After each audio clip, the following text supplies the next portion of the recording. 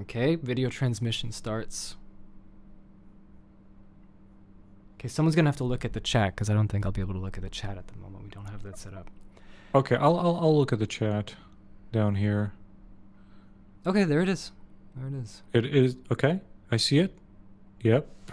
Is the sound going or no? It should be. Oh, the sound is going. Wait. Let me play something. Let me play something.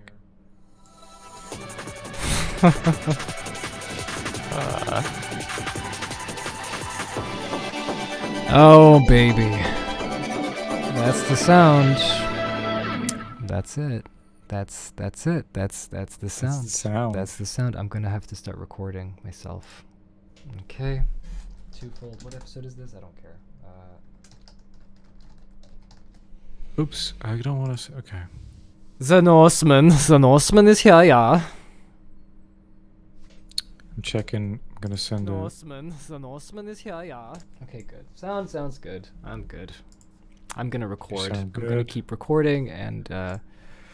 Okay. Yeah. I'm recording as well. This is happening. I'm gonna check down here. The one thing that I hope is that my computer does not crash. Because it's from all this love. It has had a habit of crashing quite a few times these days. It's a memory issue, and something I definitely cannot fix at the current time. Okay. So what are we doing, Phil?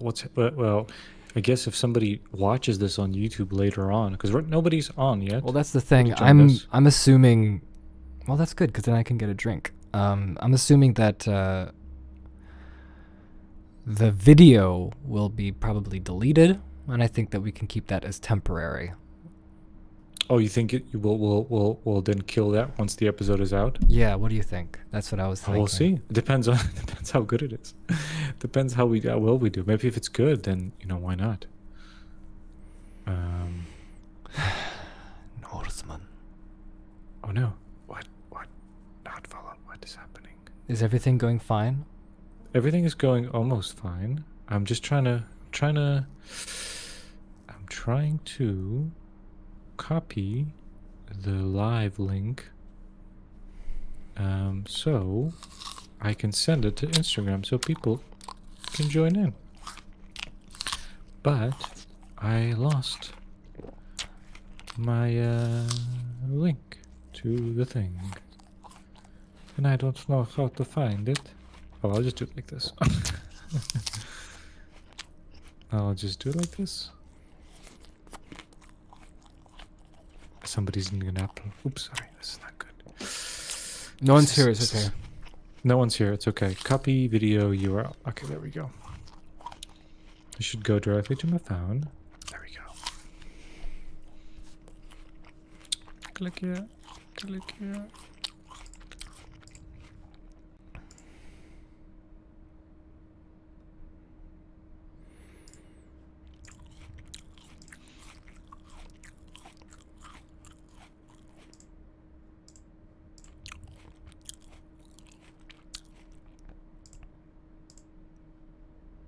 Do Elsa here. Look, I can make it move. Ooh. You making a move? Yeah. Hold on, it's gonna happen at some point. Oh yeah, I'm gonna. Wait, watch it go. Look at it go. Oh, there it moved. It popped. It popped. Oh, little carousel. Okay, I'll put on the story. So, all right. Well, it's almost time. That's hilarious. That's stupid. That's amazing. I don't know. There's some other little effects, I think. Not too many though. Hey, are you recording? Pathfinder's here. I am recording. Hey, Pathfinder's here. Can you hear us, my good man? Color key. Can you? Well, yeah. That's the only effect I can do. What's happening? Why can't I hear my magical keyboard? No, your keyboard. My keyboard. I must have. Oh. Hey, this is the first time we're trying this out live, right? especially with It's the true. mainline podcast. There it is. This is we did some tests before. Yay! I'll do the classic. Wait, like this one. There we are. Loud and clear. Perfect. Okay, so we're waiting for... We need to get a drink. I'll be right back. Okay, Phil's getting a drink. This is loud and clear. We are happy that you can hear us. This is going so well. I am so afraid of some technical difficulties. It's just gonna like annihilate everything. Everything's just gonna go to utter hell any moment now, but that's okay. Phil's getting a drink. Okay, we need to do the we need to do the clap sync. That's what we need to do. That's important. It's still important, and this is what's so Right. fun about the live thing is that people can, if they catch us at this time, you can hear us talk about all this behind the scenes nonsense. Like Exactly. This is the pre-chat, the pre-presentaries. All right, let's sync up. Let's sync up, and then at the hour, we still have 6 minutes, so it's not bad. at 6 minutes you swap to the video, and then I'll play the theme song, and it'll be perfect. Okay. Maybe, I don't know. Maybe it'll go to hell. Who knows? The question is though. Whatever. I'll just But- edit it. When I edit it, it'll be different. But yeah, whatever. Oh, I will send you without the sounds, music, so you can do whatever you want with it. All right, you want to sync? Do you want to sync when we start actually doing the podcast though? Maybe that's better. Well, I don't know. I think we should just maybe sync just for sync's sake. Okay, ready? Yeah. Okay. 3, 2, 1. Yeah, you did get in early, but that's okay, man. That's that's just the way you this is for you. This is good for you times. You get to experience this. You get to experience this warm up. That's right. And this busted ass computer trying to make this work. I'm looking at the leveling, like the volume leveling on Adobe Audition, which is what I use to record, and it is like 2 frames a second up and down. That's okay. Oh wait, I think that's gonna cause a problem to your video feed. Is it? We'll see. We'll see. It's our first official Twofold podcast live, so there's bound to be shit to happen. As long as the recording, I think, is fine. Yeah, that's the primary thing. We should be fine. Okay, good. I zoomed out. Is there I'm anything also else I recording can my stupid switch on? this stuff. Do. I'm the Northman. This is the Northman soundtrack. It is a VIP meet and greet, baby. I'm using Are the you the Valhalla Northman? vintage verb for extra Valhalla-ness.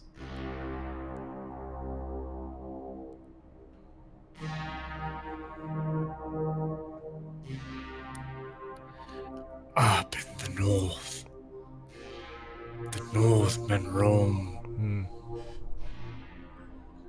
with naked asses. Let's see.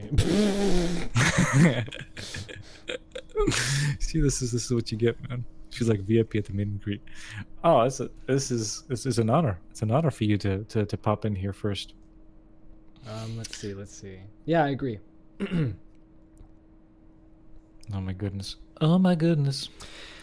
I'm a guy back again. I'm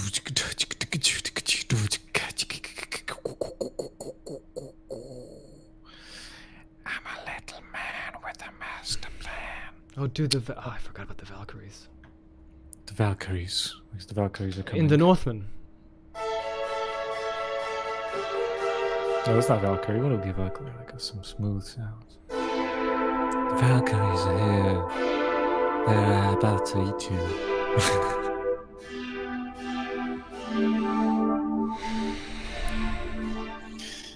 I'm so nervous. Who's nervous? I'm nervous. Oh, it's fine. Don't worry about it. It's fine. It's the same. It's fine. the podcast like it always is. I know. That's what I'm hoping. It's not. It's not gonna be weird. I think the best thing to do is I think that when we start recording, we're probably not going to look at the chat too much, and I think that answering, like interacting with chat might be like later on. I think that's Okay. probably- Well, but you know, you can leave the questions here, and I'll have a little gander once in a while. I'll have a look at the chat, see what folks are saying, or what Pathfinder is saying. You know, you never know who shows up. I have a Bierchen called Burst. Mikele Burst. Oh, I was looking for that quote at the beginning of the Northman. Oh, shit, there is a quote. Odin, help Oh, yeah. me find the way. Let me see. The way. Oh, come on. Someone had to put And, it on and if you IMDb. don't, to hell with you. The hell with you. There we go. Hear me, Odin, all father of the gods. Summon the shadows of the past when the thread spinning Norns ruled the fates of men.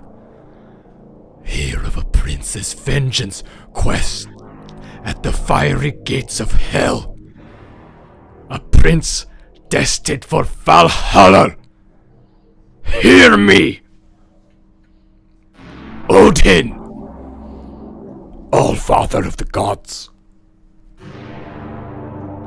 It's time. Let's do it. All right, let me. You just switch it E, and I'll play the song. Give me a sec.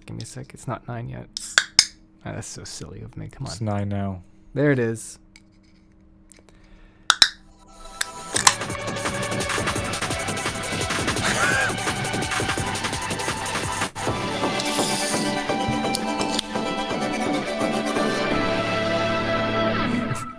I love that the intro has been reinstated in the long form, Tim. It was requested. Was it? And And you we must listen to our all of the audience. requests, do you? All of them. We don't have many, so Yeah. Oh, well, hello everybody. Welcome to Twofold Podcast. I'm Phil, and we are very late this time. Very late. Very delayed. It's very sad. Tim, what do you say about this? I am. Yes, we are very late. I've seen the Northman like a week and a half ago. This is terrible. It's all my fault. I'm sorry. Like, you know, life stuff happens. You were battling your inner demons. You're true, battling it's true. cavemen with the Vikings, and sometimes you just can't catch a break. What can I say? What can you say? Sometimes you just can't. It's just not. It's not possible. But that's okay. But we're now. here. It's May, and we're here, and I'm not gonna apologize because that is a time that was before. That was before. No one cares about your apologies as long as you have your episode up and people listen to it. Next time you'll do better. We're the Northmen. We don't want to apologize. We just go on forward. We just trud on. So yeah, this is as we said last time, episode is being recorded live. That's right. It's being recorded in front live. of an audience. Johnny is using his busted little computer to be able to try to get the video feed going for both of us. Yep, exactly. It looks like it's different rooms, but it's not. We're just sitting really far That's away right, from each other, yeah. so we have like two little cameras. We need on us. space between us. Yes, that's Exactly. So we need space. So it works out like that. You know. So look at the color of the walls. It's the same thing. true. It's the same. It's exactly the same. There's no difference. It's just that we just wanted different mood lighting for both of us to kind of accentuate ourselves. But yeah, Exactly. Tim, would you want to tell the lovely people listening who probably haven't caught us on video where they could check us out if this is successful and we do it again? Yeah. So if this is, just go to Twofold Podcast on YouTube. Look it up. We can put the link in the description thing. It's just, you know, Twofold Podcast on the YouTube, and here we're gonna do the live thing. Specials, record episodes live like this. Yeah. You know, you guys can join in and put in some questions, some comments, correct us. You know, when we can't think of a name and we're too bad at Googling, you can do that. and we will appreciate it because, you know what, it's just two of us. It used to be three, and now there's two. So there's a void to fill there, and maybe you guys are the void. I mean, not the void. You're the cork. Maybe you in the guys are void. the void. You can cork us up and you bridge Maybe you the guys gap are the between. void. I don't know what the hell I'm talking about. Jake's here. That's As amazing. we're talking about. Yeah, he's we're talking watching. about Jake, and we thought, oh, he's long gone. He'll never be on listening or watching or anything. But here he is. Will we review The West Man? That's the sequel. No, It's coming out. that's for another year. Hopefully Eggers is working on The all Southman. the three directions. Yes. I'm looking for the Eastman. That'd The be great. Eastman. Well, we did watch an Eastman. We did watch an Eastman. Oh, we did watch the Eastman. We Yeah, he watched came from the East. Northman, and we watched The the Eastman. 13th Warrior. You It's watched- going to be some exciting little movies we can talk about today. Well, okay. So here's I'm gonna complete the circle, right? Okay. So we watched the Northman. We also watched the Eastman. I am the Southman because I'm from the Balkans, and you're the Northman because you're from the north. Damn it, North West America? North America, I guess. is the West. The West is North America. Yeah, there you go. So you see, Jacob. It's all fine. All 4 quadrants have been accounted for. Exactly. Yes, we're gonna talk about the Northman. I watched it like a week and a half ago. When did you see it, Phil? Wait. Hold on. I just was thinking. You said Eastman, there's a Northman. Yes. The Westman is me. You. That's right. And you're the... I'm the Southman. From the That's... Balkans. There we go. Perfect. Done and done. All 4 Okay, good. directions. I just wanted to make that clear. Didn't catch that. Perfect. Perfect. Yeah, I watched The Northman, I think, a week ago. Okay. It's unfortunate that this scheduling was... Never mind. Forget that. Let's move on. We don't have anything to move on. apologize. And we're gonna compare it to the Trine Stiratnik. Okay. So let me Okay. explain. Yeah. explain Okay. these things. Go. So the Northman, as everyone knows on the podcast, I'm a huge Robert Eggers fan, director, who made this movie. I've been looking forward to this movie. I fell in love with this first movie, The Witch, when it came out. I didn't know anything about it. I was going to see it with my wife as like a horror movie. I just had a grin on my face the entire movie. That movie was absolutely perfect. Like, I grew up like reading a lot of folklore and stuff like that, like, and especially like where from Slovakia, a lot of it's Slavic mixed with Germanic mixed with like Norse, like a lot of the folklore it's inspired by that stuff, so very familiar with that. And then also, you know, like I loved that as a kid, and then as I grew up, I read like history and psychology and everything, and I love this kind of the world. Like if I would make a movie and the world I would present where there's mythology and folklore, where it's in the world where people think it's real, right? And Yes. and it's like this, it's portrayed very realistically, but the people are same as us now, but they live in this world where they believe all this stuff, and it's exactly what Robert Eggers did with The Witch. When I was like, and I just loved his style, his attention to detail, and the end just so good, like so like rewarding as an ending. So then he did The Lighthouse, which was very different. It was like an abstract painting. You kind of just take it in and you know, you kind of make your own meaning into it. I love that. That's a great movie. So I was really looking for The Northman to see that, and then there's plenty of opportunities to pair it with. We can watch like we could have watched Pathfinder with Karl Urban. I don't know if you've heard Pathfinder. of that movie. Nice. No, what's that? He goes. He's a Viking that goes into North America and fights Native Americans who are... It's the Native American. That's right. Well, we could also watch Valhalla Rising, which is the man who did Drive. What's his name? The director of something. Refn. What's his? Oh, I don't know. I've never seen Drive. Okay, so he did a movie about this Viking with Skarsgård. The Alexander Skarsgård. Not Alexander. Oh, Stellan. Stella. Yeah. His father. His father. Stellan Skarsgård. No. The other guy. He's the Danish actor. He plays the villain in Doctor Strange. Oh, jeez. I know who you're talking about. The cannibal. I know who you're talking Cannibal. about. I know who you're talking about. Le Chiffre from Casino Royale. Yes.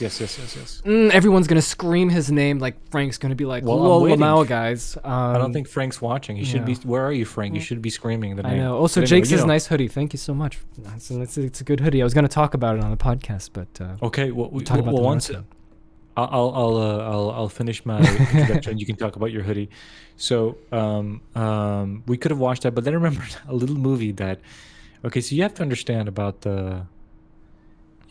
something about Serbia, where I grew up in the 90s. Yeah. For some reason, the hottest man, the sexiest man that people would refer. It wasn't, Brad Pitt. It wasn't Leonardo DiCaprio. It wasn't, who was there? Like Johnny Depp, right? Those weren't the names. Those weren't the names. Fabio? That were people's, No? it was they were in people's mouth. Were like, oh, who do you think you are? Brad Pitt. It was like, who do you think you are? Antonio Banderas.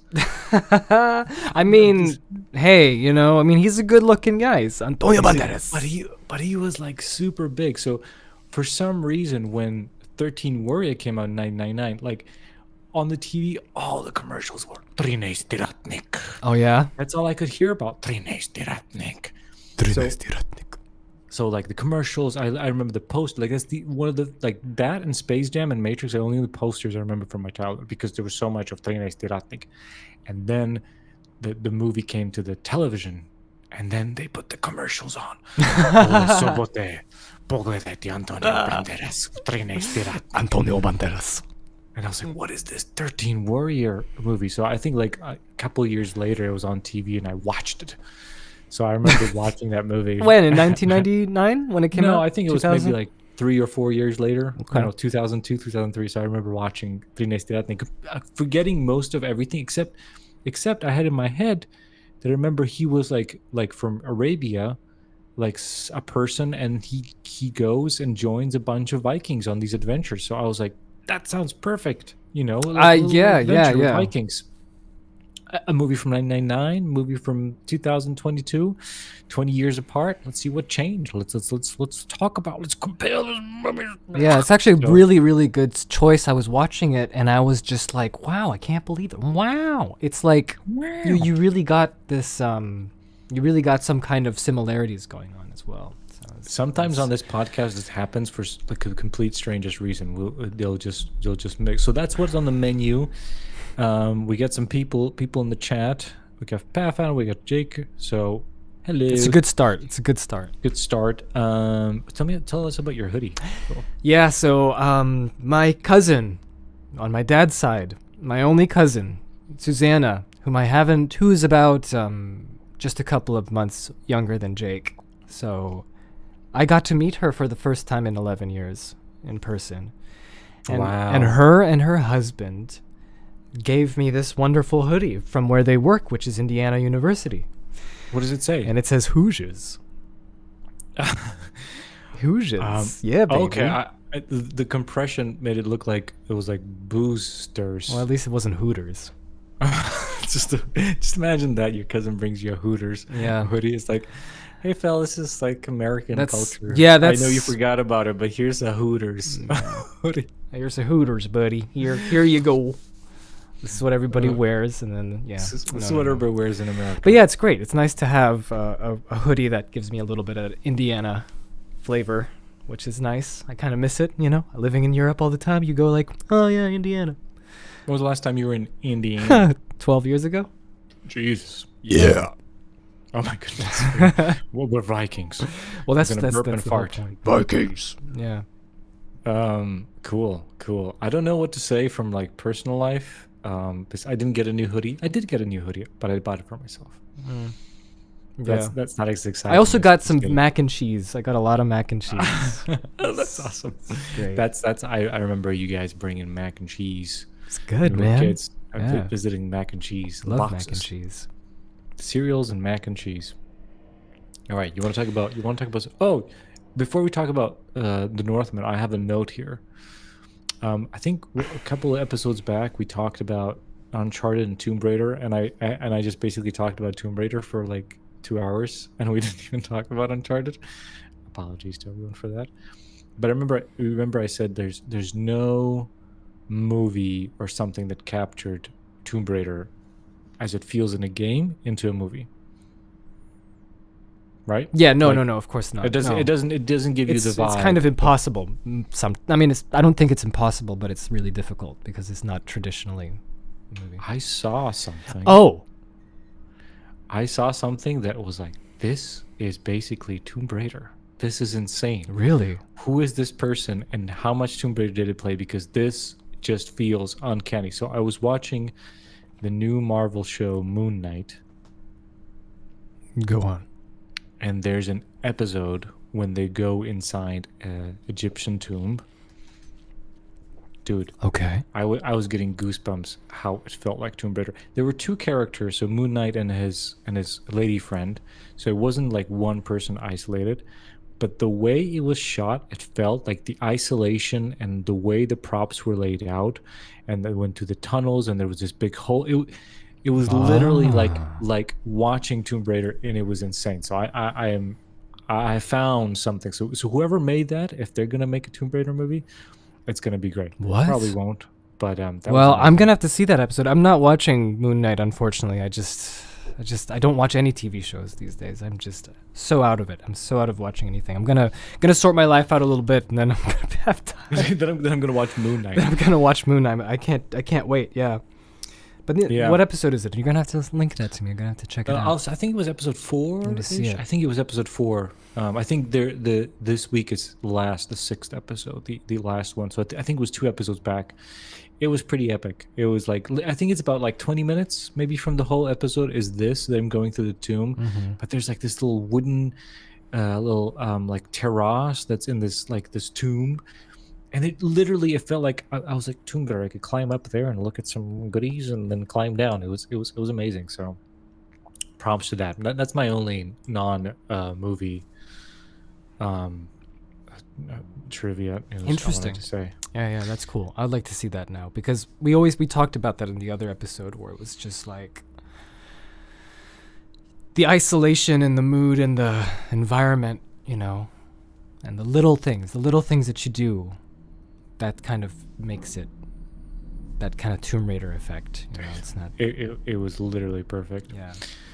Other than that, I discovered we have rent-a-bikes right next door, and I'm just like, oh man, I've been doing every day, just taking a bike and just biking around. I tried one of the ones that have like accelerated pedals. Okay, the electric one, yeah. That was so fun. I was just like, whoa. You were a speedster. It was so good. You're X-Men. I don't know where I went to say that, but I think that's a pretty huge update because I usually walk outside with my headphones and, do that. But this time, whew, oh my gosh, just being able to have the freedom to go farther and beyond. It was amazing. Sorry. Did you ever... Okay. Yeah, that's fine. Did you ever think of like getting a bike from this experience? Yeah, 4 years already. 4 years of me saying I'm gonna get a bike this summer. Oh, maybe this summer. Maybe this summer. But I never do because it's just I don't know which ones to pick. I don't know which ones are good for me, Tim. I don't know. Do you have a bike? I do. I bought a bicycle. I did research and I picked one that was suited for me. So when you come over, I can help you, and I can show you the world of all the possibilities for a bike for you. Well, that's great because I just forgot how much I love being on a bike and just vroom. I mean, not vroom. Was it like a monkey sound?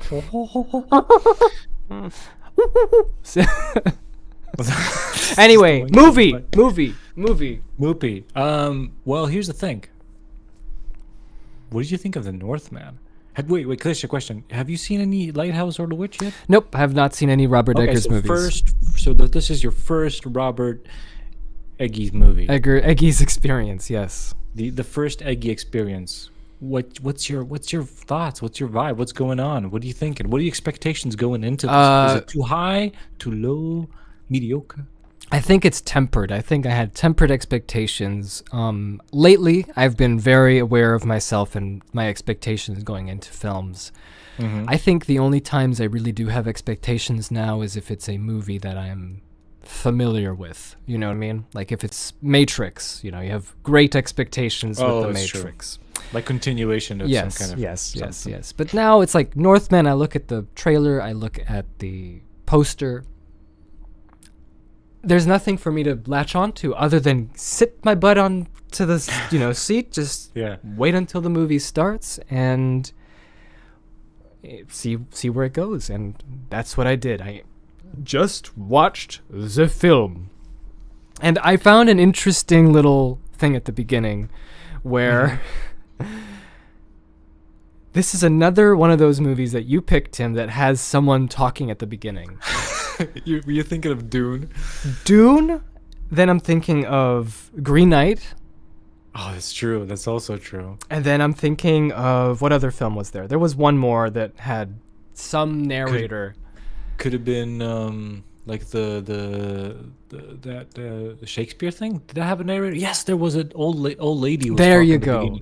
Yeah. Look at that. Tim's just picking all these opening narration scenes. I guess these hipster movies, they have this in common. They love to start off with. I mean, some, it's good. It's good, but you know. Anyway, Oh, we should do a supercut of like all the just mash the voices together, because make them because say I think, silly things. but the Dune one is like the throat singer. Yeah. Okay, that would be amazing. So what did you think? What did I think? Yes. I enjoyed it. I liked watching that film. Oh. I loved the vibe. I loved the tone. I loved the fact that it was this. When I was watching, I was like, "Oh, this is such a Tim movie. I love it because there's so many rituals. There's a lot of focus on like the ancient, Nordic mythologies and Yeah. not the mythologies themselves, but the rituals that the people of the time might have, in their not hunter-gatherer, but, in their little tribal ways would be Yeah. doing to, like, To- bless their their hunt. pagan ways. Yes, bless, or, give them different visions of the future, or secure the bloodline, all that sort of stuff. So I actually quite liked the film, honestly. Like, I'm sure you did too, Tim. I'm sure you did too. I did, and spoilers for, like, I think we usually do these at the end, but I think the movie, when I watched it, so it's very interesting because it's a very masculine movie. I think the witch is very feminine kind of point of view, and the lighthouse is very kind of mixed genderless kind of stuff. This is a very masculine like a point of view from the movie, so it's not something I have a personal connection with, right? I wasn't going like, I'm not like a biker dude. It's like, fuck yeah, put on the muscles, kind of thing. Vikings! Oh yeah! Blood! So there wasn't such a personal connection like to the other two movies, but I did find myself thinking about this movie for at least a week after it happened. Oh yeah. I feel like the most, and all it has, like you said, all the Eggers, like the I didn't see any Eggers movies. I know, but you kind of like explain it. Like the thing is, he talks about this as well. He likes to portray movies, like historic movies. He doesn't want to make like makeup stuff. He likes to do like historic stuff. So he wants to show it as it is. He doesn't want to judge it and view it from like a lens of like the modern world. Like, obviously our morals, our beliefs, our understanding of the world changes over time. And then you can look at something in the past from our point of view and then judge it. You could also Right. do is look at it through like rose tinted glasses of, like nostalgia. and- like the way that we learned it in history and how we watched it in movies and how we like read it in the books. Vikings are the best, and we lost our ways. We have gone soft, and there's like these two approaches. His is like, I'm gonna show it how it is. I'm not gonna tell you what is right, what is wrong. I'm not gonna tell you, a message of like what to learn. I'm just gonna try to show you as as neutral as possible, and then it's up to you to kind of draw the conclusions. So my conclusion of this story was very, very tragic. I felt really bad for our main character. I think him being locked in this world of what his parents have brought into him, this his whole idea of the revenge he needs to do. Basically, he was just locked in this world that he couldn't escape from, and it dictated his world. And then in this movie, he has a chance to escape it, from this lady, this He had a Slavic chance. Yeah. lady to meet. But Anya I laughed Taylor-Joy. yeah, I laughed so hard because I went to Reddit once I watched the movie to look at the comments. Top rated comment, obviously meme. It was men will literally kill a small farm instead of going to therapy. So I saw that one. Yeah. I was like, this is exactly this movie. It's just like It's like, can you not see, what the trappings of what what your parents, all of your parents and your own, everyone put you into this crazy world. Like your entire, like, since he was a kid until he grew into this berserker. That's all. He just knew rage. It's just like, it's such a sad character to me. It's like, No, just yeah, absolutely. Oh yeah, I forgot to tell you, like, all the things that I did like. This was a wonderful statement you made, Tim. It's very good. It's very. Yeah. You were thinking about it for sure. But the first thing I was thinking about was, hey, this is Lion King. This this is Lion King, and then I'm thinking, this is Hamlet. Then this is Hamlet, especially when spoilers, everybody. Oh yeah, spoilers everywhere. Spoiler. There's going to be spoilers here. There's going to be spoilers. There be spoilers in here. Especially when he went to this is probably your favorite part, Tim, where he went into the cave, and then there was the old hermit with his Yes. with his fire and his antlers and his decked out, bare skin on his whole body in the paint, and then he's like, "Oh yes, your friend." And he unveils the little cloth, William Dafoe. and it's Willem Dafoe's rotted, like 10-year-old dead, like, it's like a voodoo decapitated doll head, thing, yeah. like shrunken head, just like yeah. And I'm just like, well, this is awesome. I kind of actually like this. This is fantastic and creepy. But when he did that, I was like, this is Hamlet, because it's Yorick. Oh, that's pure Yorick. I knew him well. And then I found out after watching the film, I'm like, oh wait, this is actually based on a story that precedes Hamlet. Have you probably heard of that? Oh yeah. I've gone into like deep. No, I didn't know beforehand. I did have like I visited my brother to UK, and on the way back in the airport, I bought, was it Total Film or something, like one of those UK magazines, and it had feature on the Northman. I tried to read it, but it was like a big fluff thing. Eggers, no one wanted to reveal anything about the movie, so it was really just a bunch of fluff stuff. But I did listen to a couple of like interviews and podcasts afterwards with Robert Eggers. It's so hard. He's such an artist, and it's so funny of like people who just maybe watch the movie and have a key like information. Because like one thing that Robert Eggers like is really known for is he's super into historic authenticity, right? Yeah. Like he'll be on the movie, and if it's a new crew member, maybe like a props man or set designer, like they have to go through the process of, he'll bring some reference photos, and they'll go like, okay, cool. So you like this hill? Okay, we're gonna, I know, right? It's a dragon here. We're gonna make it. And he's like, no, make me that sword. And I was like, you want me to just literally like replica this historic sword? Yes, exactly, perfect. But why the hell not? And this is exact everything. It's like, he'll be working with stuntmen, and somebody shoots him an arrow, and they'll do like the Hollywood pirouette. I'm like, oh, and he's like, no, you're a peasant, and you just die. Just die like a peasant. Just don't spin. Die like a peasant. Just die, please.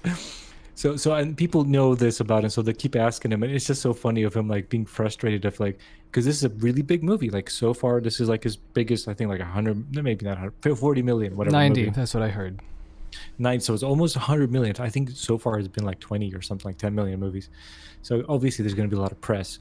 So it's funny of these just generic interviewers trying to have like a conversation with him, and he's like, it's like, so where does this come from? And he's just like, but it's okay. It's completely off the point. It's just it's a funny thing.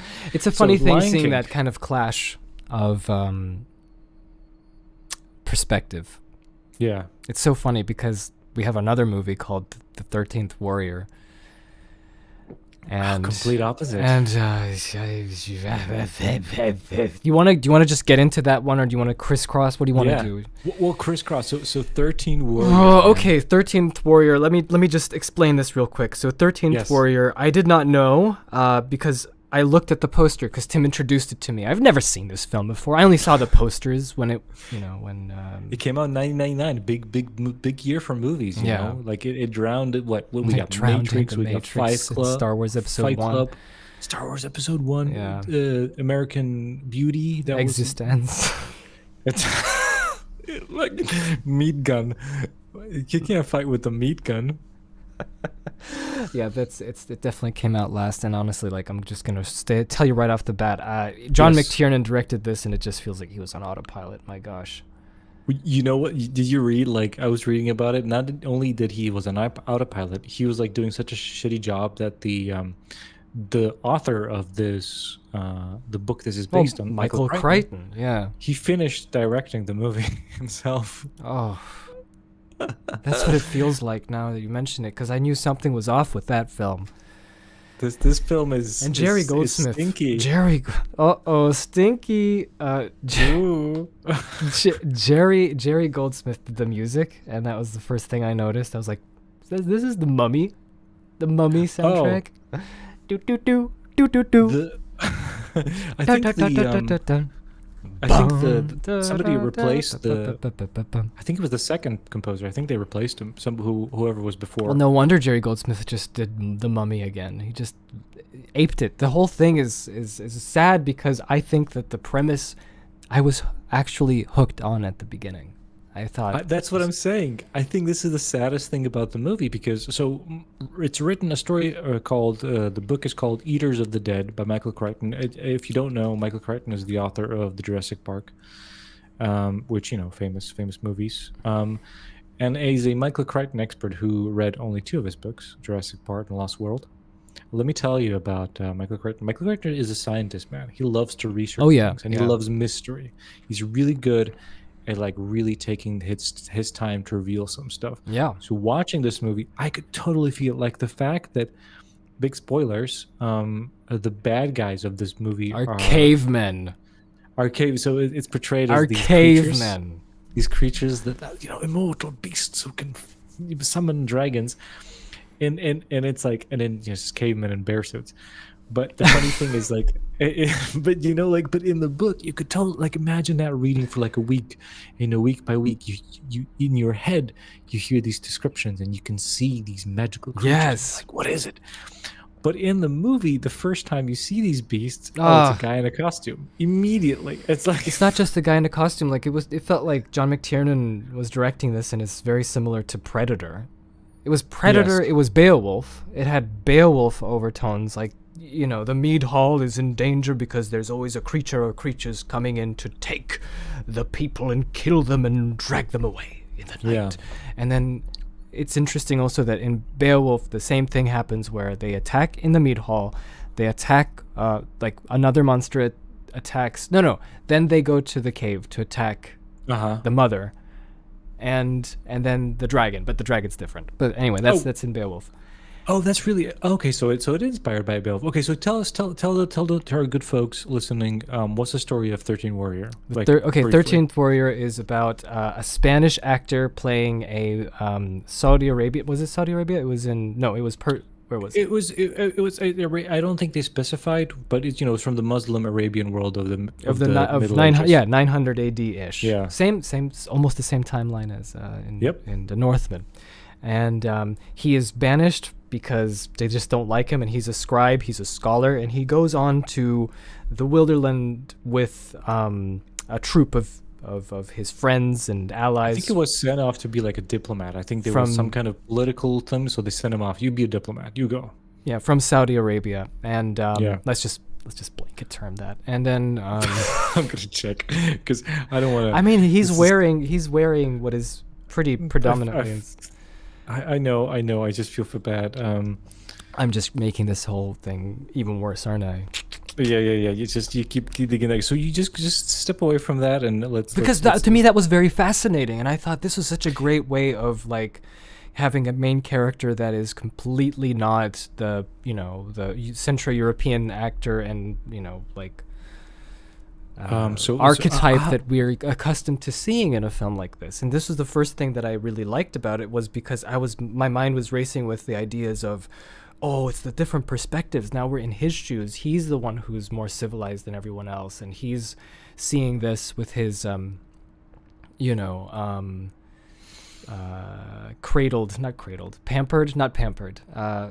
with his what do you call that? Where you're shielded? Yeah. Well, here let me tell you. So Ahmad Ibn Fadlan is a court poet of the I don't want to read this, in Baghdad. So it's in Baghdad. So that's modern day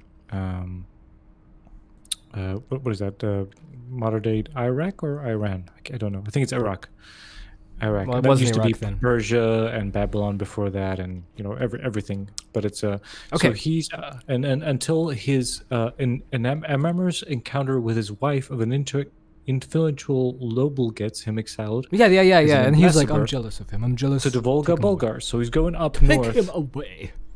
So he's got this funny thing. They both meet in the same region. He's going up to Volga, so where Kiev Rus is, and all this from the Northman as well. Perfect. And he was running away from Tatars, which was sort of Scythian type of Turkic nomadic people that usually plague these plains and grab people as slaves. And he then meets a bunch of Norsemen who are coming down the river. Meeches. Had a beer. Yeah. And they find out that there's trouble afoot somewhere in Denmark. So, well, anyway, he gets accustomed to them, and the soothsayer says that the soothsayer is this traditional witch lady who's just going like, Wow, we need 13 warriors to take this quest because there's the king of the hall somewhere over there, yonder, and they're having trouble. And then all the people who are there, who are like these uncouth Viking, filthy, Northmen, Filthy men, filthy Northmen. accept this challenge. And then the soothsayer finds out that she looks at Antonio Banderas and as our main character and says, "You are the 13th warrior." And he's like, "But I'm not even a warrior." Oh well, want. Then they all travel. And what I loved about the beginning of the movie as well was the how the languages was actually an issue. Do you remember that? The languages. It was an issue, but the resolution was... I was gonna say, like, I was so like loving how Omar Sharif was translating for Antonio Banderas, because he was like, I can't speak this language, but I can speak Greek, and do they speak Greek? Yeah. And then it kind of, there's one guy who can speak Greek, and so he translates for them, and then he translates for, and I thought that this was going well, and I thought, how are they going to keep this up with the movie? No, they were not. And I thought this was realistic. This felt, the beginning felt pretty primal, and I loved. Because you basically have all the Norsemen speaking in Norse Gaelic language, or whatever.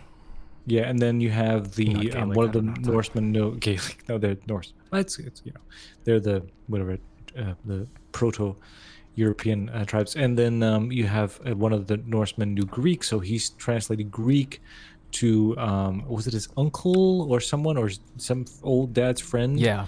Of Antonio Banderas, and he then translated into Arabic, which is for us English, which is so we understand it. So it's 4 translations, which is pretty good, and it smells of Michael Crichton. It's really good tension to build out. Like, what are they saying? What's happening?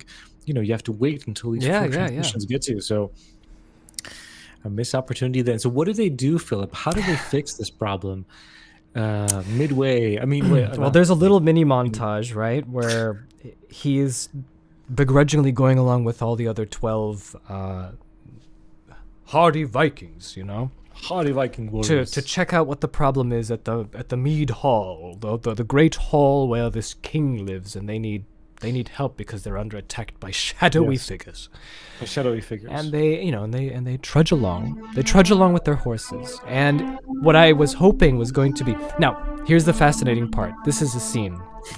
They're sitting in a fireplace, and they're, after a long day's ride, all the Vikings are just sitting there eating their pork and stuffing their mouths with food and drink, and they're just talking to each other with laughs and stuff. And the only person who's an outlier, who's the one who can't speak anything, is Antonio Banderas. Being Muslim, he doesn't know their language, and he starts picking things up. And I thought this was I really liked the technique they used with that, where they still speak in the language, and then you hear one little bit of English, one word of English, and then he's listening to one other word of English, and I thought, this is connecting the dots. This is smart. I really like this perception. So I'm assuming now, then in the next couple, like I'm assuming. Well, then I guess the rest of the movie is just him picking up more and more, and gradually we can hear it, and then he learns. Nope. But then, then we have more. But then I'm noticing more close-ups of his eyes, just looking. And there's And then some fades going There's on. some fades going on, and in the same frickin' night, he just learns the entire language and stands up and says something. And they're like, "How did you learn our language?" And he goes, "I listened." That's my favorite line. He's just because they're like saying something and it goes like, oh, but she's as bad as his mother, pointing at him, and he's like, at least I know my father, or something like that. I don't know what he says, but like, kind of like, and then and it's just like, oh, I didn't know, and it's just like, I listen. That's like the lamest. It's like why did they speed that up? Like exactly like you're saying, leave it for the rest of the movie. Slowly he communicates like a baby. He talks to them Like a baby. It brings so much tension of like, if it gets too tense, they start speaking too fast. He's like, whoa, what's going on, guys? Vikings, what's happening? The furry bears are coming. No, The he three knows bears are coming. because he's a poet, Philip. He's Oh a yeah, poet, yeah, because he's a poet, right? Yeah. and he figures it out. So Well, that and then after that, the movie kind of, I mean, it was okay, but then it just kind of went It's down. really boring. It just got worse after that, unfortunately. I fell asleep when I went to the cave. I loved the dread that was being picked up by Yeah. when they go into that hut. Remember that, like, Yeah. in the forest, and then they see the dismembered.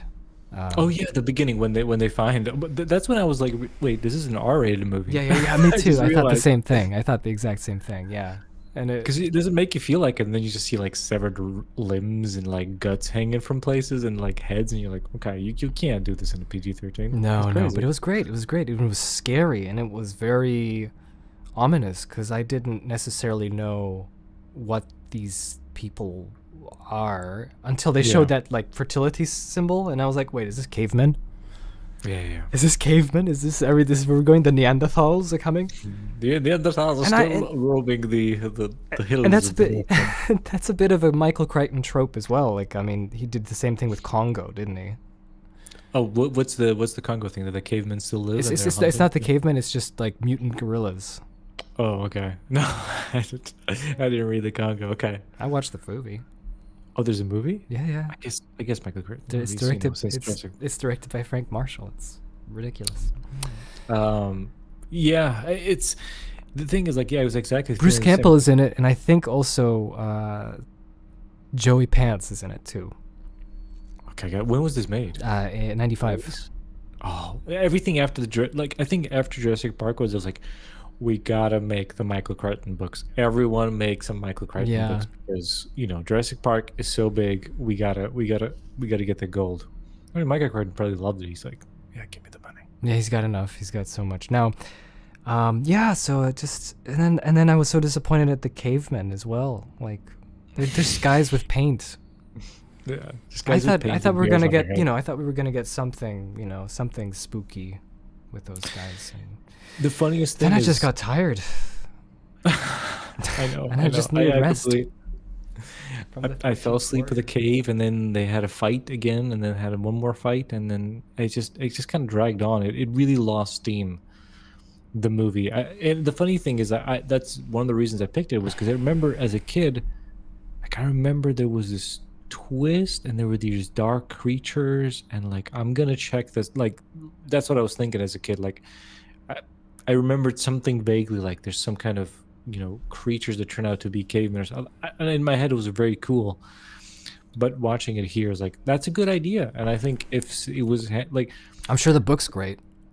but that's funny. Like when you look at the the poster, it's like from the author of Jurassic Park and the director of Die Hard. It's like with Antonio Banderas. This is you think I thought like, it was this is- Zorro. It's in the bag. This is in the bag. Oh yeah, This yeah, could be yeah. the- Okay, yeah. In 999, obviously not now.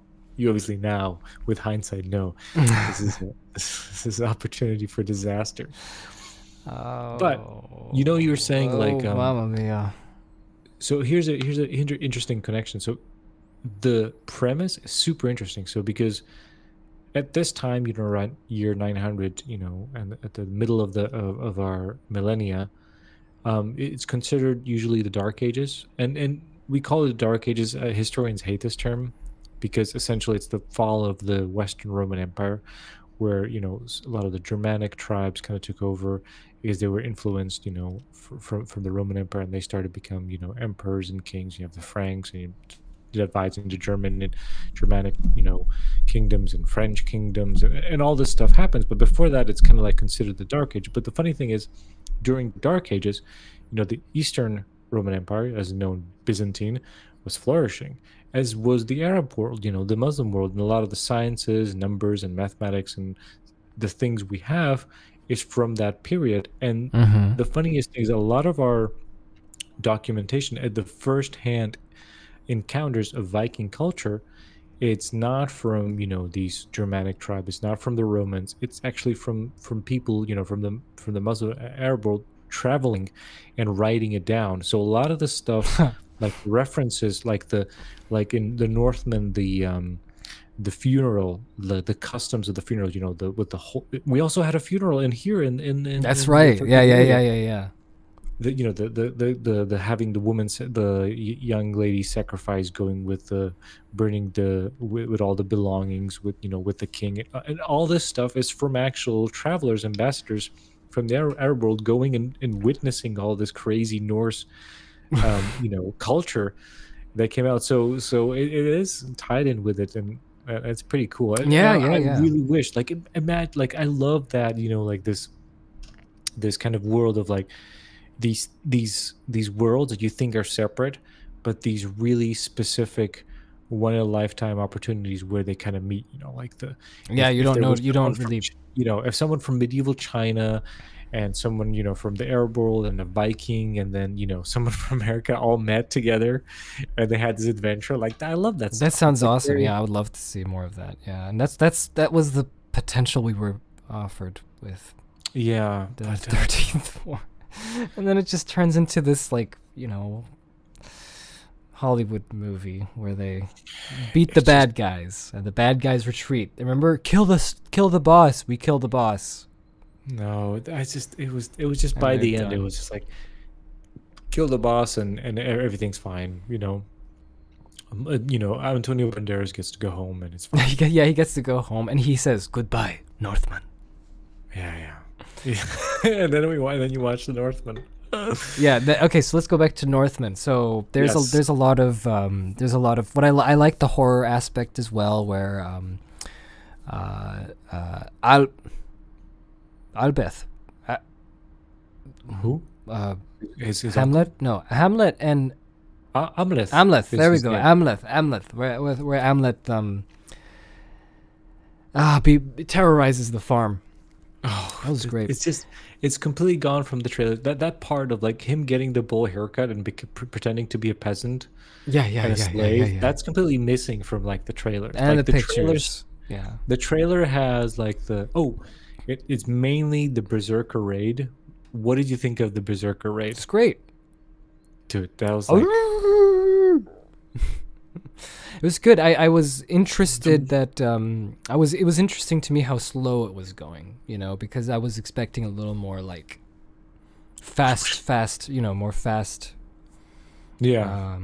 kinetic energy with it. But it was I think it was just like the camera moving very slowly. Yeah, it was a oneer kind of go from them sneaking up to the gates with their so it's anyone who didn't watch the Northman or don't remember. It's basically, so our hero, as Phil was saying, so Simba. So Hamlet was inspired by this Norse traditional story, which was written in the Icelandic sagas, and Shakespeare probably came upon it and adapted to Hamlet. So Amleth, our guy, he's the prince of a king. The king is killed by his brother. That's right. Classic. Steal his mother, and he wants to kill our boy Simba, but Simba, he uses the hyenas to kill Hamlet. That's right. But Amleth cuts off the nose of one of the hyenas, and then he runs away. he takes a boat and goes away to Europe, away from, I don't know where they were. Were they England, or I don't know where his base was, or maybe it was The Norway. Who knows? Geats. I don't know. Anyway, he runs Greenland. away and he joins a raiding Viking group as a berserker, and you have the scene. He's all grown up. He's huge, and basically He's the ripped. He's berserkers- jacked. is this thing of like, you know, this like mythology of like these crazy Vikings who are just like bare shirts and going mental and just killing everyone. So this is portrayed of like them having the night before having this ritual where they all That's dance right. around the Yeah, fire, yeah, yeah. We're all and they men go in mental, tights. and they put themselves in the hindsight that they're animals, and The you have berserker a bear rage. berserker, and you have the wolf berserkers, but him, he's I think it's called a Bjorn something. It's basically a Bjorn mixture- Bjorn Urf. yeah, which is basically a mixture of wolf and bear. So Yeah. he is strong as a bear, Wolf. but he's also cunning as a wolf. So he's the best berserker. And then the Wanner starts off at them going through the reeds, and then it's one shot, and they attack this village. Yep. There's the classic trailer shot of him catching the spear and just throwing it It's a back. good one. And then they go through and raid this village and kill people and pillage. It's all one shot. And I think sack the women and the children and throw them into the stables and then light the stables on fire. it is, as we said before, it's Eggers. It's showing it how it is. There's no like, this is really cool, or is it, this is terrible. It's just this is insane how they're going about it. And I think the most impressive part of it, I know it's a wonder, and it was choreographed perfectly. It's great, and you get the tension from it instead of being cut through. But holy shit, the performance of him, his posture, the way he held himself with his head down, that was so like, I think that made that scene, just of how we approach. It's funny that you mentioned that, because that's the one thing that sticks in my head whenever I think of that scene. Right? Because he's so huge above everyone, and he's just in this because you think Berserker Rage, like running and yelling and like stabbing people really fast, but he's like just slow and like menacing, just walking through the village, just stabbing everyone. Stabbing them in the face. Oh, look, hey, just to interrupt you because we're doing this for the first time. Chief Brody Rules is here. There he is, finally. Frank. Chief Brody Rules? Frank. He's finally. Oh, this is Frank the Man. He's Tarzan. He's He's Simba. guys. He's all the Disney guys. Yes, he is. Alexander He truly Skarsgård. is. He truly is. We're Okay. Where have you been, Frank? What the fuck? We've been going on. How long have we been going on? We'd be going on What is an this? hour. We've been going on an hour. Anyway, What have you been doing? we're gonna. Jesus Christ. Okay. We have to still get used to how we're gonna handle chats and stuff if more people will show up at this designated time. But yeah, Frank, how's it going, man? So far, pretty good. Yeah, it's pretty pretty good. cool. Pretty cool. Everyone, we have 4. This is so revealing, but everyone knows we're not big. We got 4 watchers, and this is pretty cool. We I got like some it. comments. Yeah. We got who's site B? Hi, I Phil? don't know, but it sounds like I'm high. You are high, or maybe it's like high. Yeah, but hi. Yeah, I think we're good. Yeah, no. Let's keep talking about Northman because I remember this one. Tell me about this scene, okay? Yes.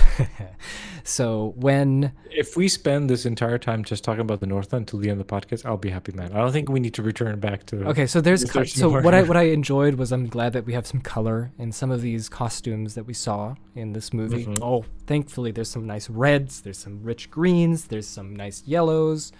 Oh, the Royalty Slavic was reds, able to yeah. have that, the Slavic ones, the Slavic drapes and clothing and all that kind of stuff was very nice to see. I was also very happy in the implementation. I know you said it was a guy movie. It was very masculine. Yes. But what I loved about it was that you had Anya Taylor-Joy in the film, and she was just about as conniving and sneaky as and intelligent as as she should obviously be in like this, where she's actually talking to him and they're planning together. Very opposite of his approach, and that vibe of her, like, you should watch The Witch because she stars in that, and that's from that perspective. So Yeah. No, I was going. I went a little bit far away there. I meant the scene when Ethan Hawke, the king, Yes. goes with his son to this Yeah, we got to talk about Tell that. me We about have this, to. because this is a jarring as hell, and I was like, this. In my It's- cinema, it was a pretty full cinema, and Oh, then really? I listened, like when the king came back and he was inside, his mead hall, Yes. and Yes. and then I could hear, like, I heard the voice where he's like, "The king comes back to the," and I'm just like, it's Willem Dafoe. It's Willem Dafoe. He's there, and Did you know he was in the movie or no? I forgot he was in. I knew that he was in the movie in Okay. some form, but I didn't. But when he was there, I noticed it, and then everyone who saw his face, they were like, "Ha ha!" Like you could have a little bit of people like. And he's got a big wooden dong. Yeah, that he slapped it. He gave it a good slap. He gave it a good slapping. Good old, I heard someone say William Dafoe on Avatar, but anyway, it's fine. So William Dafoe slap on his big wooden rod. Yeah, So the scene, so the scene is essentially, well, it's really interesting when you think about it in hindsight. Like when you're watching it, you're a little bit you're a little bit confused where this is going, but when you have the full context of the movie, you obviously know the dad knew he's gonna die. He knew something was up. So really? like like his wife hated him. That's what we learn. And I forgot the beginning. and even the Willem Dafoe, he plays also a jester at the court, but he's also his shaman, and I also feel like it's his biggest friend and ally for the king, right? Yeah, alas, poor Yorick. And he makes the joke of like, oh, the king's back, but but the lady of the house, she just wants that brother love. So I have a But feeling he said that that because I've only seen it once. I just he makes the joke. That's why there's that's the whole like, oh, how dare you make these jokes, right? Because he makes the joke that the queen wants the brother. So I have a feeling like the king and the king. Defoe, they don't know what's going on, and they know he's gonna get killed. So they're like really fast forwarding, like, okay, my son, we have to go through the ritual. So they go into this hole naked, and I love the way how that's how that visualized. And then they go animalistic, and it's such a They just it's such pretend an to be dogs or wolves. I don't know, one of those. such an Eggers way of like when they're like so the dad's on all his fours, like he's an animal, and Willem Dafoe as the shaman in his mask, he comes like, you act as an animal, but prove to me you're a man. and then he burps very loudly, and he comes to the little kid, and he like does the same thing, and the kid just rips the biggest fart ever. It was good. It was good. And it's just like, yeah, this is that's when I had a huge grin on my face. Yeah. This is Frank's territory. saying a lot of great things here. He said my mom had the same reaction to when Defoe showed up. I guess that's when. Yeah. That's Defoe. Yeah, and also yeah. Although And they immediately come out, and the king gets killed. So I am pretty sure he knew, and this was like, okay, and he gives them this whole spiel of like, you're the son, and if I get killed, you're the son. Yeah. you must avenge me, which is like, and this is what I was talking about at the beginning. The tragedy of this movie is just the way that kid was manipulated into thinking that kid, once the parents, like his dad was dead, that kid could become anything, but he was driven by this shaman experience he had, this outer world experience. This is what I have to do. I must avenge my father. I must kill my uncle, and I must free my mother. Yeah. And this is his life was basically controlled by this. He spent 10 years of just thinking about this, and it's just so sad. He was basically indoctrinated into this thinking. He could not escape it. Well, then we He was show locked in his destiny. Yeah, and Scar, he takes out the king, and he becomes the king, and then when he comes back, he hears from one of the people. Well, there's Bjork. Bjork's in the movie. Bjork's in the movie. She's there. She has a wonderful little She's a cameo. Slavic witch. Yep. She's just she's hanging out. She's looking fine. Looking fresh. Telling, she's basically Rafiki. She's telling him. Yeah. Look harder. I love it. There's so many of these like experience he has, at least 3 of like people just telling him exactly what to do, and he's just going with it. He's like, yeah, I'm gonna go get to the sword, and I'm gonna. Oh, the sword! I forgot the legend of the sword. That was good. I love that this movie is divided into titles, in which you have this huge Norse. What is it called? The Runes. runes, and then you have a translation of it. And it's usually like, Iceland, and then it's like Kiev Rus, and these things. And then one of the titles is the Nightblade feeds. It's good. It's good. It's gonna happen. It's about to go down when Nightblade feeds. It's Yeah. So this is space rock. This is a comet, right? This is metal from a asteroid, right? yeah Clearly. And I love this is what I was saying in the beginning, the way he portrays like supernatural things. It's always in this realm of, this could be supernatural, doesn't exist at all, and it's all in the heads of these people of how they see the world.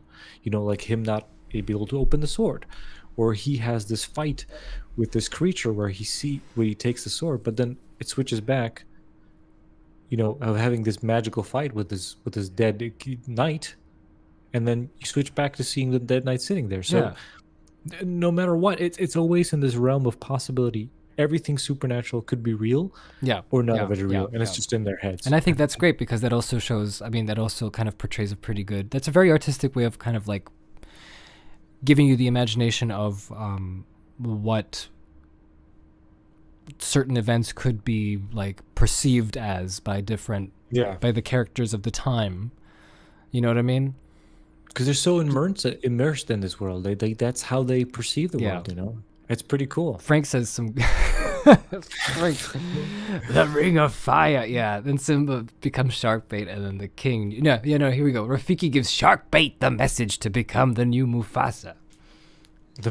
And the magic sword is so good. Yeah. Magic sword hidden in the... I was surprised he got it so easily. What? The sword. That he got it so easily. Well, he figured the game mechanic. You got to get him under the moonlight. Oh, that's right. Yeah. and then he talked to this guy, the shaman, right? Like, and he's I'm here for revenge. I want to kill. Yeah. What's his name? Ulfa? Fillmore? I don't know. Fulma. Now here's my question. What's up? The entire film itself, near the end, when this is the so he goes and terrorizes he gets bought in. He's a slave. He becomes a slave. Did he get captured as a slave, or did he just? Yeah, he kind of just stowed away into a boat with slaves. Yes, because he heard about that his uncle. Yeah. Basically, so his uncle, he killed his dad to become the king. But the irony is that the king of Norway kicked him out, and he took over his land and became the king of Norway. And he was exiled, and he had to run away to Iceland, and he was basically becoming a farmer now. So he wasn't even a king. There's like nothing to reclaim. There's just pure vengeance. And maybe saving his mom, obviously. Yeah. Well, then he finds out that, oh, Frank, this is killer. That's so perfect. Simba had to talk to the Green Goblin. Simba had to go, First we attack his barn. Exactly. But I thought that the shaman in the cave was I was watching, same voice. I thought it was Stellan Skarsgård, and I thought that's like, oh, did they get his dad? It wasn't, but it wasn't, but it would have been. If it was him, it would have been also perfect. I mean, yeah, of course, he's a maniac. Yeah. Would have been. What was I gonna say? So he gets stowed away as a slave. He goes there. He gets bought by Scar and his sons, who are, they're stuck up. They're running the farm. Yeah. Well, he basically, so he has two sons. One is from No, wait a second. Are they both from Nicole Kidman's loins? Yeah. Wait, I think the younger Children one of my loins. isn't the. Well, no, I'm confused now. Isn't the old? No, wait. I think the older one's just. Never mind. I had a brain fart. Yeah, they're both their kids. I don't know. Who cares? One's young, one's older. Yeah, they're both one's their stuck kids. up. Let's just keep it that way. I don't remember until Frank starts writing. No, it's not supposed to be that. Norman Osborn's kids. Yeah, and they just have a farm, and also, so yeah, he's doing the raid stuff, and then he heard He what he does is like he tries to terrorize the farm a bit. Yes. After With playing the that help of pretty rad his hockey friend, game. Olga, Yeah. of the hockey game with the mountain. Not the mountain. What is his name? Thor from Iceland, the big guy who plays the mountain. Game of Oh Thrones. yeah, I thought he looked familiar. I didn't see Game of Thrones, but the face was quite Yeah. familiar. And he get massacred him, right? Massacred. He just That was a pretty harsh game. yeah. I Of bet, football, and whatever they that played. and that stupid kid decided to join in like an idiot, and well, he saved the kid. Now here's what I've been thinking throughout this. After, and then then Albrecht, what's his name? Who are you talking about? I'm talking about Alexander Skarsgård. Oh, Amleth. What? Amleth, right? Amleth. Amleth. Yes. Amleth just like decides to become like this spooky terrorizer, right? And he just uses the sword every night and kills a few people, puts their limbs up on the walls and Yeah, scares this little them. painting of a horse. It's like, who could do this? You know, and then everyone gets scared. There might be a curse. It might be, it could be. Oh, by the way, it's Fjolnir. Is the Yes, name. Fjolnir. And then things are going pretty well. It's going well. He got this down pat. He's doing it. He's terrorizing him. But this entire time we're seeing Fjolnir and his attitude, and his demeanor and the way he treats others. And then we see him talk to Nicole Kidman, his mom. Yeah. And that part was, I was just thinking to myself, because she was like, your father was a drinker and a fiend. Oh yeah. When he goes to save her, but she's like, she confronts him. Yeah, and she was like, oh, he was a bastard. He was terrible. And I was just like, I didn't expect this. This is good. And then as she kept talking about it, I'm just trying to think now, what's going to happen? Because all our perspective was through his eyes when we were watching the beginning.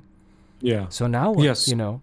And then she does this weird thing where she's like, then you can kill him and then we can make out. And then I was just like, no. She's just trying all the options, just trying everything. Okay, that was weird. But at the same time, I was just thinking to myself, look, for all intents and purposes, she might be right. All the things that I've seen with Fjolnir is that he was pretty nice. He was an okay guy, Yeah.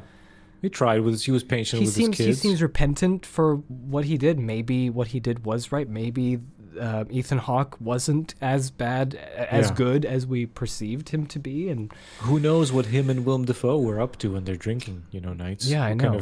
What kind of savage and perverted things they were up to. Shit.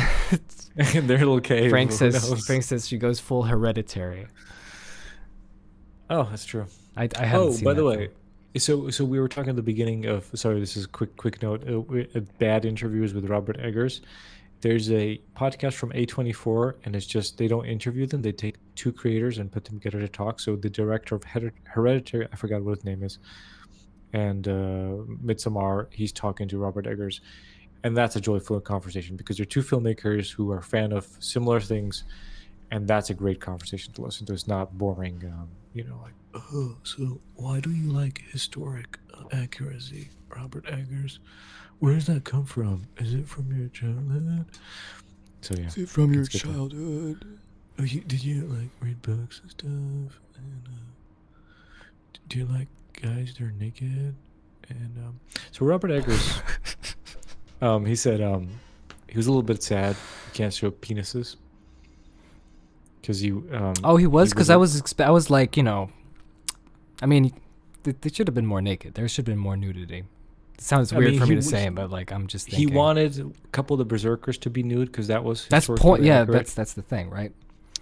And then the end when Amleth and Fjolnir have their fight in the volcano. Oh, they got pretty naked. They were naked, but but then he was like, you know what? If the penises were swinging around there, I think it would have been too distracting. So it's a little bit hidden. They are both, they're naked. It's the epic battle. You can't have just Yeah. Just some rope swinging and between the legs. Frank says the director is Ari Aster. Ari Aster. That's why we're missing you here, Frank. This is we got ourselves tied into some loops in the beginning. We need you. Anyway, Frank says it was a dead giveaway when Nicole Kidman was pissed that her son told her the king was home. Well, look, I wasn't. I was just getting ready for I was like taking in the feel. I wasn't really, Processing it. I wasn't processing it. That's why are we good. making excuses?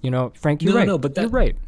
That's the perfect movie when you're not processing it. You're not thinking about what does this mean. You are really just taking it in, Right. and you're sucked in. That's the best kind of movie. Yeah. Okay. So anyway, I just wanted to get down on the point Get of the down matter. on your knees and fart. No. I wanted to get to the point of the matter here, and that is Yes. who is wrong and who is right. Fjolnir. Oh, the other guy, the Alexander Hamlet. Skarsgård. Yeah. Just- And I was just thinking to switch it. myself, Hamlet, go Hamlet. yeah, Amleth. Like, okay, so he does things. He kills one of his Yeah. firstborn. He's very angry. They have this beautiful little funeral. Yes. I thought killing the lady was a little too much, but I guess that probably happened. Traditions, can't skip that. Um, Gotta have a passage to Valhalla. Oh, I love the little flashback with the Valkyrie. That was good. Yes. Not flashback, the Visions. vision with the Valkyrie. I loved her teeth. It was cool. She looked great. That's She was metal as hell. that's taken from grave digs where they found Oh yeah, that's Northmen right. having cut little carvings into their teeth Right, and right. put stuff in them. That was like a tradition, so that inspired that. Yeah, and so he kills his mom, He does. and I was just like, woof. Okay, this was my reaction. I was like, woof. Mhm. Okay, man. Person next to me was like, in the cinema, was like, yeah, kill that bitch. Wait, what? I think it was a girl actually. Said that. Oh my goodness. That's just okay. And I was, Like, I was like, did she deserve that? I don't know. Did she? but that's a good thing about this Maybe movie. she It's like, did. different people will come from different, people maybe think yeah, he did right, he served justice to all those And he killed his half brother, which was very disappointing. One of my favorite shots in the movie Mhm. was when Fjolnir comes into the little room where he killed both of them, and he's standing Yes. right in front of him, opposite in the room, and it's just Yeah. that one shot of him coming in slowly and looking down, dead wife, and then looking the other way, dead son. And it was just that shot, and it was Yeah, I love that. That was just and he just sad. grabs him and he just grabs walks him. away. He walks away, and I was not hoping, but I was anticipating he would be like, "You've taken everything from me. Why don't you just leave now?" or something, Yeah. But instead, he's just like, "Find me in Mount Doom, and we're gonna kill each other." Exactly. But that's what that's the prophecy. That's the fate. Yeah, They gotta yeah. meet at the head, the gates of hell. Buzz, your girlfriend. Woof. Woof. But it's so what do you think? What do you think of the final decision? So it was after that happens, Amleth. Yes. And he's just They- he's like, He's like, I'm done with the killing. I've done enough. I regret killing. a heart beats in your belly. Oh yeah, they found We have children. your children are here, and she's Two like, children, twins. yeah, that's right. I saw a vision with the really cool looking ability selection on. Yeah, exactly. The billy tree. Yeah, you got the building tree, and she's like, what? Let's just piss off. Let's just get out of here. Do whatever. We're free. We're good. cares? We're good. Who cares? And he's like, I can't. I gotta go inside this cave, take off In my this clothes, volcano. Yes. and be naked and fight my uncle because that's what else am I gonna do? Do I go and have a nice family time with this beautiful wife that I love and she gets me? No, I'm gonna fight my uncle in a cave naked. all you just need is the Star Wars music. What is the Battle of the Fates or whatever? Yeah, exactly. It's no, high grounds and all that kind of stuff. All high grounds and all the classic bits. Don't do as it, you need. Amleth. Don't do it. I have the high ground. Look up at me, Yeah, exactly. my nephew. Would have, like Frank says, I would have stayed on the boat. Anya Taylor-Joy or sheep herder. Yeah, What are you just gonna do do? whatever. I don't care. Like, go and terrorize other villages. Just don't go back to the cave. Go Have a little family of Don't go little to the terrorizers. volcano. It's not that great. Sure, you can be naked and sweaty in a volcano, and it's kind of Even nice. if you win, you're so close to all that lava. You're coming away from like third-degree burns anyway. You're gonna suffer. So that you're walking into your doom there. Even they both kill each other. You know, Yeah, in a tragic totally. way. Yeah. But still, even if he won, he came out, he'd be like burned. Well, in any case, they kind of he decapitates him. Wow, spoiler, but yeah, he decapitates him. He gets stabbed.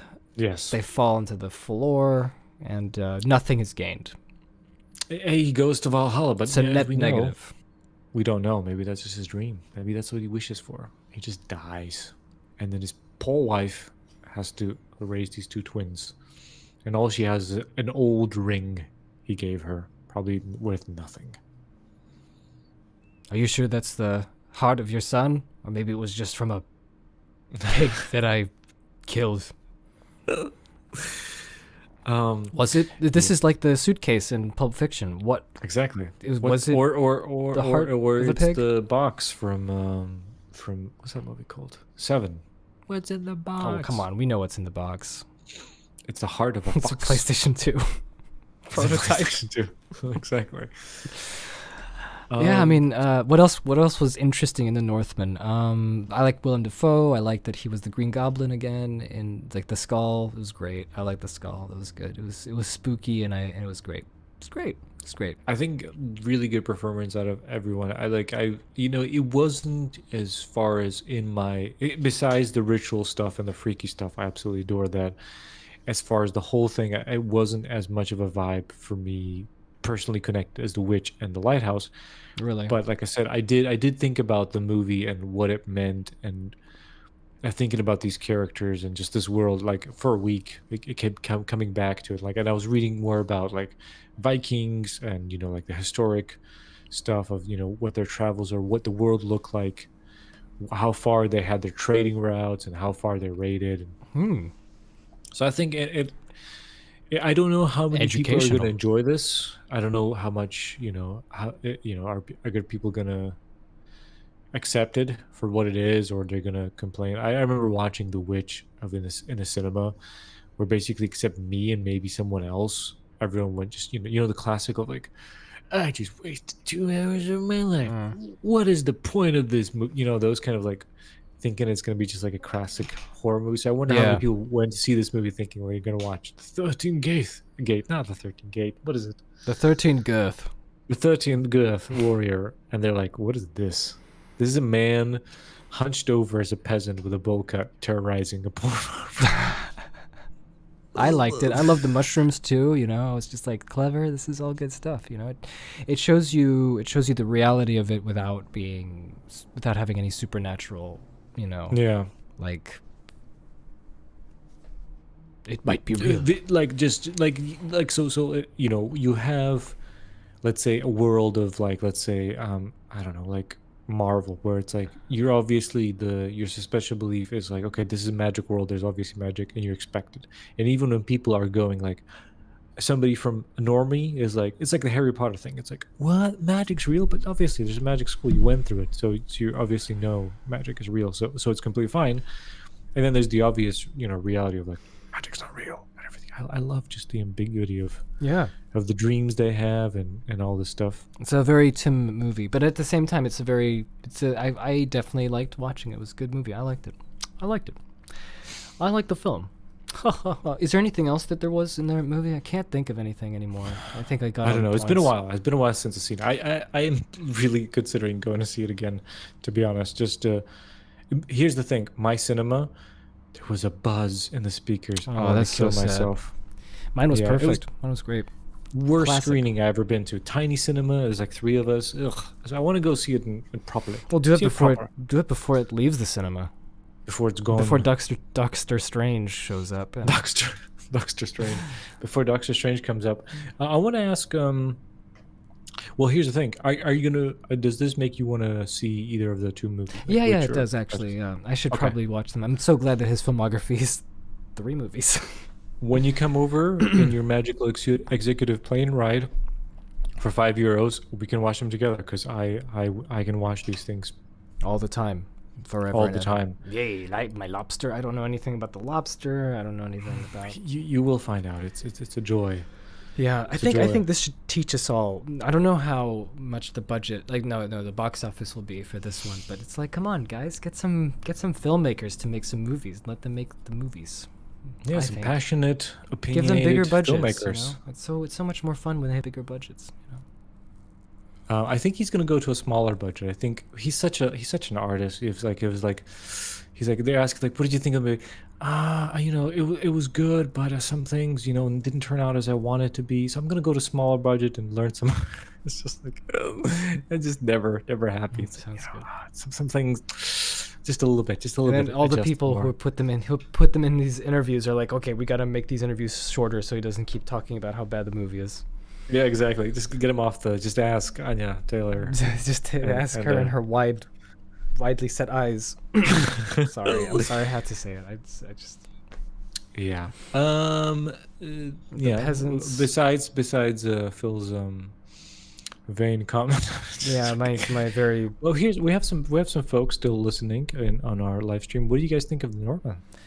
yeah. If you have watched it, we can have some people write in, and I can say them before we leave, stuff like that. it's you true. know. It's true. But other than that, there was something I wanted to mention. There was some other topic for this. So yeah, we both liked that movie. We both didn't particularly like. When was the last time you saw 13th Warrior, and how many times did you watch it? I saw 13 Warrior when I was a kid. Maybe I was 12, 13. And that was 13. the last time I saw it. Oh, really? Okay, I thought it was like a movie that you watched maybe 3 or 4 times as a child. Oh, no. Just saw it once on TV. It could have been on again, but I never saw the complete movie except one time. It was on. It TV. was so sad. That movie, like, just. Hey, but what's his name from Blade 2 was in it. Oh, there's a bunch of people that I was like, it was so funny. Let me actually open up the actors in the 13. Where there was like a few people that I was like, oh, I recognize your face, but I had to look up like who they are. Let me look that up while people. What's his name? Like King, like from Blade 2. Remember, he was the Scottish guy in Blade 2 in the Blood Pack. Blade 2? There's a guy from Blade 2 in this? Yeah, he was What? the Scottish dude in Blade 2. And he's just like, how about we just kill all he didn't say that, but I Oh, you're right. Oh, you know how I know him from? I think I know him. Doesn't he play Van Gogh in Doctor Who? Oh, does he? I didn't see that episode. Or I'm confusing it with someone else, but there's another person. I gotta go to IMDb. This is easier to look up these. There's a few actors there where I was like, oh my goodness. And they're so much younger too. 13 Warrior. You have a look at the comments if anyone's still here. Mark J says, just woke up. Haven't seen it yet. Did you guys like it? Well, it's been an hour 32, but yes, we did. Yes, we did. Yes, we liked film. Recommend film. I recommend film. Do you recommend film? Of course, he recommends film. I recommend film. Yeah. Macho. Oh no, it's I don't think it's the same person, but Tony Kuran. He's ginger. No, he did play Van Gogh in Doctor Who, and it's the classic episode. Did you ever see that episode? No, I didn't. I just saw gifs from it on Tumblr when Tumblr was popular. But you know what's the magical part of it? Yeah, the magical part is he takes him to the future and shows him what his art is worth. Yeah. I want to see it. Yes. I want to see it, but I just didn't get to that part. He's in. Oh no, he's in Underworld Evolution. Well, That's perfect. Pathfinder 101 says you should watch Outlander, sci-fi Viking mashup. I've heard about Okay. Outlander. It's a TV show. look it I up. think. Outlander. I heard it was a TV. It's an isekai. That's what it is. 2014. Isekai. Wait. No, this is not right, is it? The Heart of the Storm, Outlander. Oh yeah, there's some peeps. No, this is like people in Civil War stuff. I don't think I'm looking at the right thing. I think it's a show. It's a show, but I'm looking at an Outlander show from 2014. I don't think this is this right? Am I looking at the right thing? Am I wrong? Tell us. There was I don't one know, face. man. Am I wrong? Clive Russell. There was one face. Clive Barker. He plays. He plays in Game of Thrones. He plays the fish Tully. What? Yep. Yeah. He plays in Game of Thrones. He plays Uncle. Yeah, that's how I recognized. Uncle Peter. He dies real quick. He's one of the first to die. Who else is in 13th Warrior that I should know of? Who's the guy with no beard? The blonde guy, the super warrior at the end. I don't know, but it looked funny. He- He looked really funny. He looked like He died in the best way possible. That's how I want to die. He looked like the villain from Ghostbusters 2. What was this the guy's name? The one in the painting. Sorry, Pathfinder 101. He says it's a movie. Okay. I'm a fool. I thought Outlander was that TV show. I thought it was that. 2008 Outlander movie? Am I looking at the right thing? Am I looking at the right thing? I don't know. Jim Caviezel. Oh yeah, Jim Caviezel. Yeah, he was popular back then. I haven't heard of him for a long time. Oh, John Hurt is in it. He's a Viking. That looks cool. John Hurt as a Viking. Hello, everybody. yeah. I'm John Hurt for Valhalla. Yep. It's okay. The sci-fi Viking stuff. That looks good. Which reminds me of we're gonna have some of that real soon from another Thor movie. What? Oh yeah, right. There's another Thor movie. What about what are we doing next? Is there like I don't know. What do you want to do? Doctor next? Strange and the madness? Sad. Doctor Strange and the Sad Madness. Yeah. That's what it's called. What do you think, Phil? What are you looking forward to? Any movies you're looking forward to? Well, I don't know. No, not really. I just take them No? as they are. Like I'm looking forward to Doctor Madness and the Strange Mountains. Are you gonna go see Doctor Mountains? Yeah, because it's directed by Sam Raimi. I want to watch it. That's it's so funny. It's I know. It's the opposite. It's like, oh my god, this is gonna get brutal. But Well, I'll go see it. I don't know. I'll go see it. I'll go see. But We don't you're- have to do. you're a Marvel proper guy. episode. Maybe we can just do a quick live stream after we watch it. Well, I don't know. Like, think about it. What if we did a podcast and we just did Doctor Strange, and then we did, this live stream, and then people are like, "Well, they're talking about the Marvel movie. It's the new popular movie. We should watch it." I mean, don't we know. should Maybe listen. Maybe people be like, they're just talking about Marvel. This is garbage. Yeah, I don't know. I don't know how these things work. I don't know how YouTube works. That's okay. We'll just record stuff we want to. I'll go see Doctor Mountains, and then maybe we can even do like a reaction. Like we'll merge. We'll go see it on the same day, and then we come back and we can talk about it. Maybe that'll Okay. be exciting. But what's just a what's the special. next movie then? I don't know. Any suggestions, folks? Anything good that's coming up that we should maybe have a look at? Jurassic World Dominion. Get the no. I rather stab my eyes than watch another goddamn Jurassic Park movie. But for shits and giggles, if we watched the first Jurassic Park and this new one and just compare how stupid it went, maybe that's an interesting conversation to have. Maybe for that, I would go through that. Maybe. Anything else? Frank's gonna hate us. It's gonna be 2015 all over again. But now you're all on the right side. You've learned the bad ways of herding dinosaurs with your hands. Frank says Doctor Strange. Nicolas Cage. There's a bunch of movies. What was it Everything called? something? The importance of being famous, or the uncontrollable, like what was it? The unbridled. I don't know what's it called. Let me look at my local cinema, and see what's playing.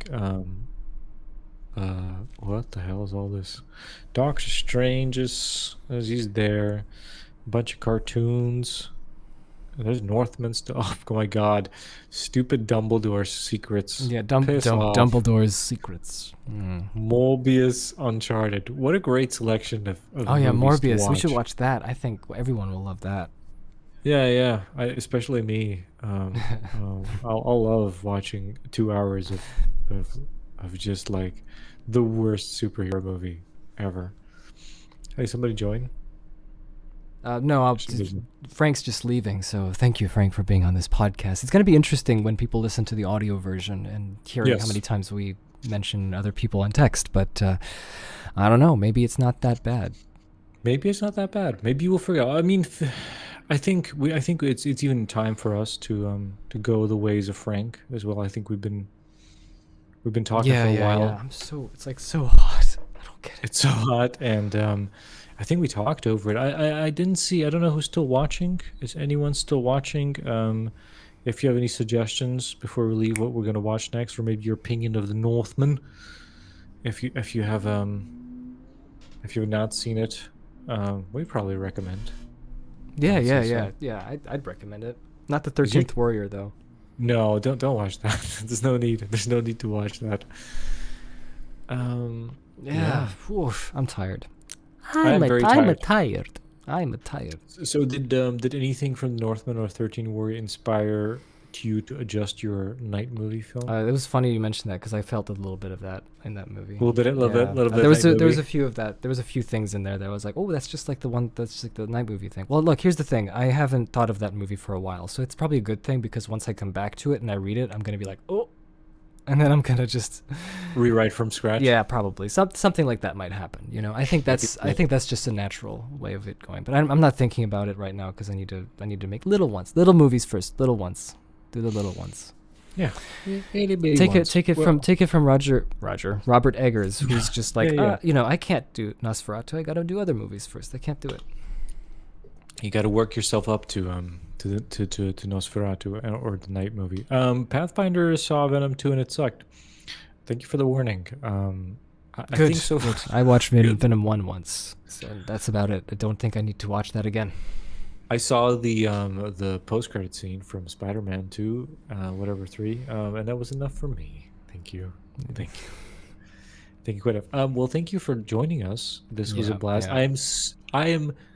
What the hell? How did everything work out with the technical stuff? It did. So perfect. It did.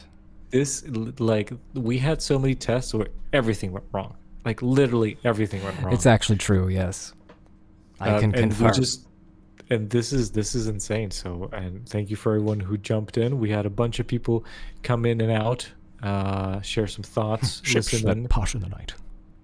If you're listening to this on the if you're listening to this on the actual podcast app or Spotify, that means that nothing went wrong with the recording, which is also amazing. And thank you for listening. You can go to YouTube and if we do one of these, you can watch us.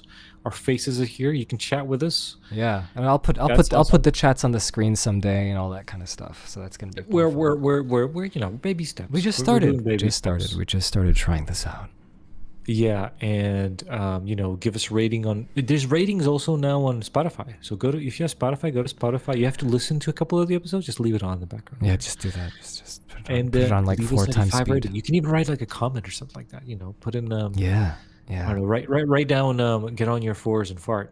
We'll get on all 4s and fart. we know it's you.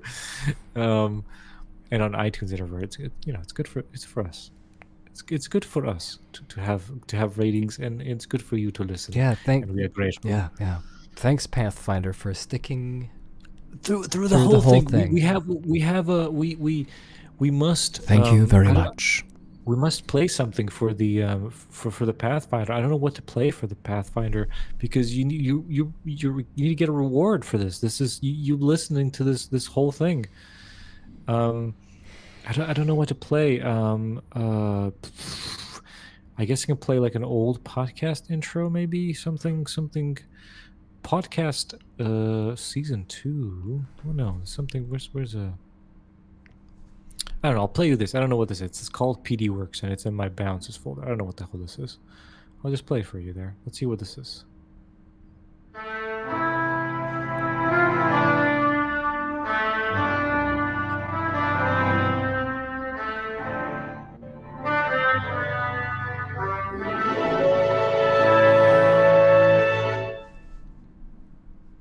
Perfect. That was for you, Pathfinder. Your victory song as you made it throughout this entire